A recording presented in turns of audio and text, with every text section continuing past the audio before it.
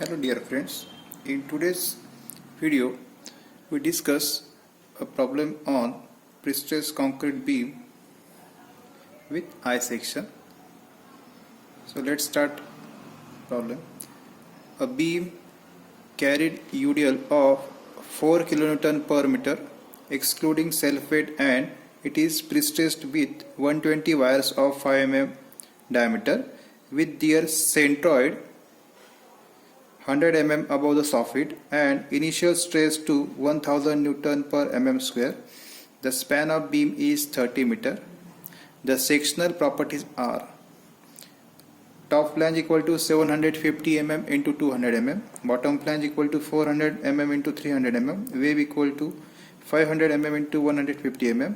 Assuming 15% losses, find the stresses at midspan at various stage. So in problem, given data are first level load is given which is 4 kN per meter. Number of wires are 120 numbers of 5 mm diameter. Initial stress in wire is 1000 Newton per mm square. Centroid is 100 mm above the soffit. Span of beam, that is EL equal to 30 meter. Losses equal to 15%. So here top flange width of 750 mm which is given. Then depth of that flange is 200 mm. Width of bottom flange is 400 mm with depth of 300 mm. Depth of wave is 500 mm with width of 150 mm. So after adding 500 plus 300 plus 200, overall depth is 1000 mm. So let's start solution of this problem. So first step is to find pre-stress force. Since initial stress is given in problem, so as per strength of material we know sigma equal to P by A, that is stress is equal to force per unit cross sectional area. So to find P, which is equal to sigma into A. So here initial stress is given in problem. Here sigma means initial stress and A means area of cable.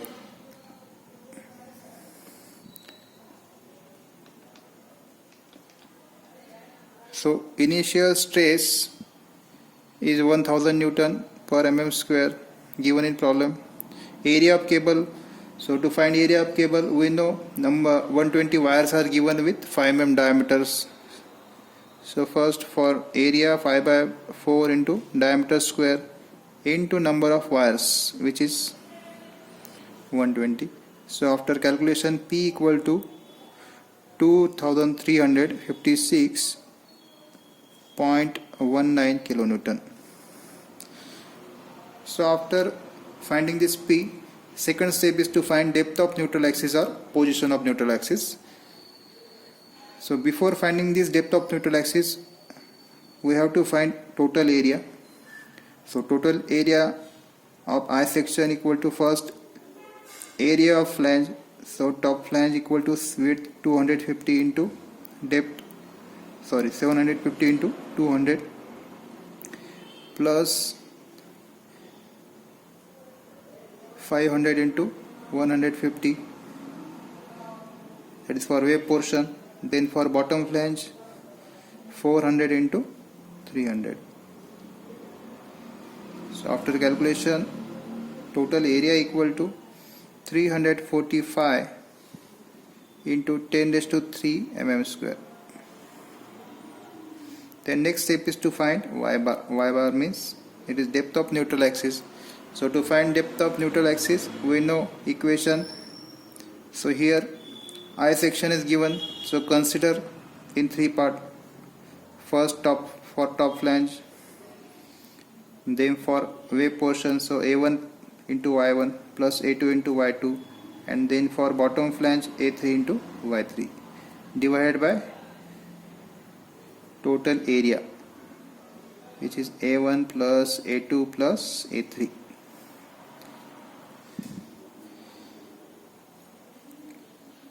So for A1 again 750 into 200 for top flange. Then Y1 equal to, so Y1 for part 1 equal to 900.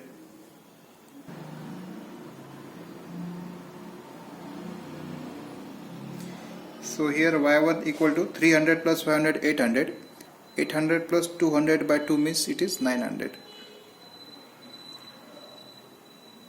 So plus 900. Then A2 equal to, so area of second part, so it is 500 into 150, that is for wave portion, into y2. So for y2 we know 300 plus 500 by 2, so 300 plus 250 means it is 550. Then area of this third part, so for bottom flange it is 400 into 300 into y3 means it is 300 by 2, which is 150. And total area, as we already find that, 345 into 10 to the power 3. So finally y bar equal to 563 mm after calculation. So this y bar is from bottom, since yb equal to 563 mm, and for yt equal to this overall depth which is 1000 mm minus this 563, so yt equal to 437 mm. 437 mm. The next step is to find eccentricity, that is step 3, eccentricity, and we know eccentricity is equal to y bar minus given distance from centroid, which is 100. So 563 minus distance from soffit is given, which is 100, so 563 minus 100, so eccentricity is 463 mm.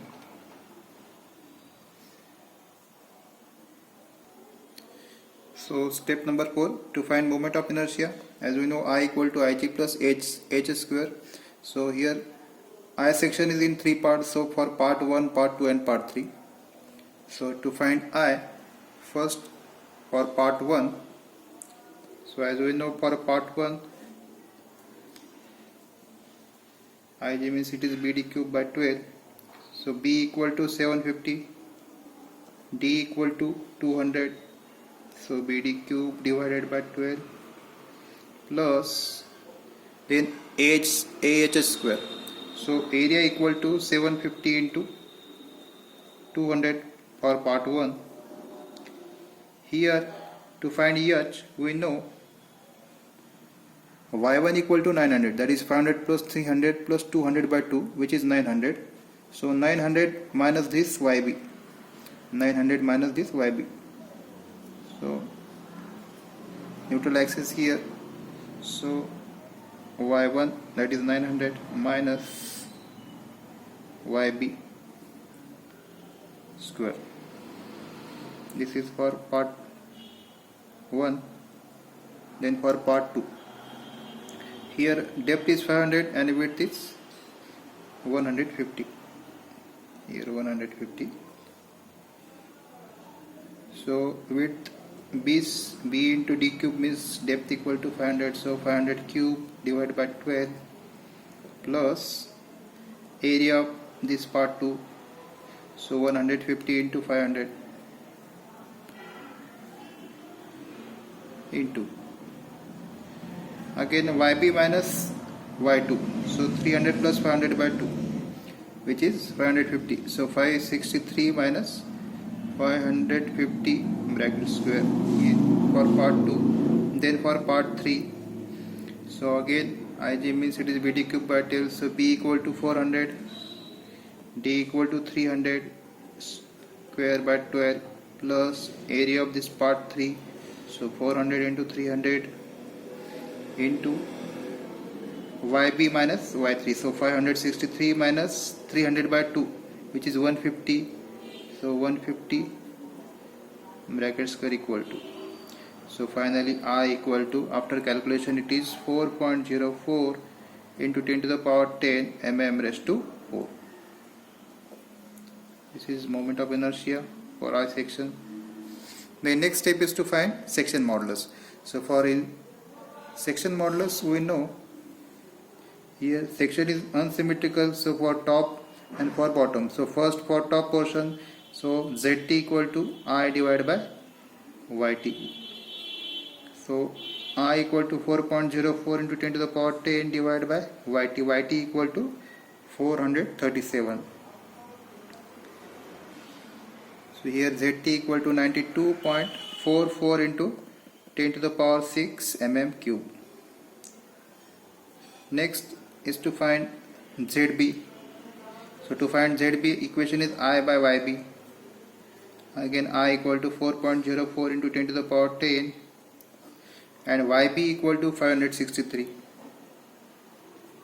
So answer is 71.75 into 10 to the power 6 mm cube. Step number 6 is to find moment due to self weight. So to find moment due to self weight, first we must find self weight of that particular section. So self weight equal to, and self weight equal to, we know area into density. Here section is concrete section. Already we find total area, which is 345 into 10 to the power 3 mm square. So convert it into meter square. So multiply by 10 to the power minus 6. And density of concrete, here assume density equal to 24. So after calculation answer is 8.28 kilonewton per meter. So magnitude of this UDL is 8.28 kilonewton per meter. So to find maximum BM, we know equation is WL square by 8 for simply supported beam with UDL over entire span. WL square by 8. Here W equal to 8.28 into L square means 30 square divided by 8. So answer is 931.5 kilonewton meter. Next step is to find moment due to live load. Since live load is given 4 kilonewton per meter, and similar to dead load, here maximum BM equal to WL square by 8. So WL square by 8 for simply supported beam with UDL over entire span. Here W means it is 4, L means 30 square divided by 8. So final after calculation answer is 450 kilonewton into meter.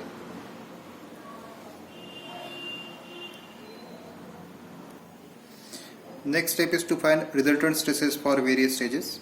So in problem we have to find resultant at various stages. So various stages means either for first initial stage or final stage. Initial stage, or it is also called as initial condition, or at transfer stage, means when concrete is placed in formwork. Then at final stage or final condition, or at working stage, means after application of live load. So here for case 1, that is for initial stage, we consider, so for case 1, resultant stress at top equal to direct stress minus eccentric stress plus stress due to dead load moment or self weight moment. So P by A, we know P equal to, our P is given, already we find area of I section. After calculation this value is 6.829. Then for this eccentric it is minus 11.80, and for dead load plus 10.07. So summation is 5.09 Newton per mm square, and nature is compressive. At bottom again P by A plus P by ZB minus M by ZB. So this value is 6.829 after calculation. plus 15.20 minus 12.98. So answer is 9.05 Newton per mm square and nature is compressive. So resultant stress for this case 1, 5.09 Newton per mm square at top and at bottom 9.05 Newton per mm square. Here nature is positive, section is in trapezoidal.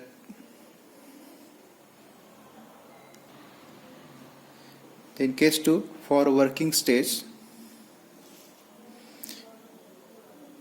So here for working stage losses are considered. So equation is losses into direct stress plus eccentric stress plus self weight plus live load. So resultant stress at top equal to P by A into eta. As losses are given in problem which is 15%, so eta equal to, equation is 100 minus this 15 divided by 100, which is equal to 0.85. So put this value in for direct stress and for eccentric stress. So P by A into eta minus P by ZT into eta plus M by ZT, which is for dead load, plus M by ZT for live load. So after calculation this term, it is 5.80 minus 10.03 for eccentric stress plus 10.07 for dead load plus 4.86 for live load. So answer is 10.7 Newton per mm square. Nature is compressive. Next is resultant stress at bottom. So again equation is same, P by A into eta plus PE divided by ZB into eta minus M by ZB minus M by ZB. So here P by A into eta equal to 5.80, P by ZB into eta equal to 12.92, minus M by ZB is equal to 12.98, minus M by ZB which is equal to minus 6.27. After summation this value is 0.53 Newton per mm square. Answer is negative, so nature is tensile. And finally resultant stress diagram for final stage. So here 10.7 Newton per mm square at top and 0.53 Newton per mm square at bottom.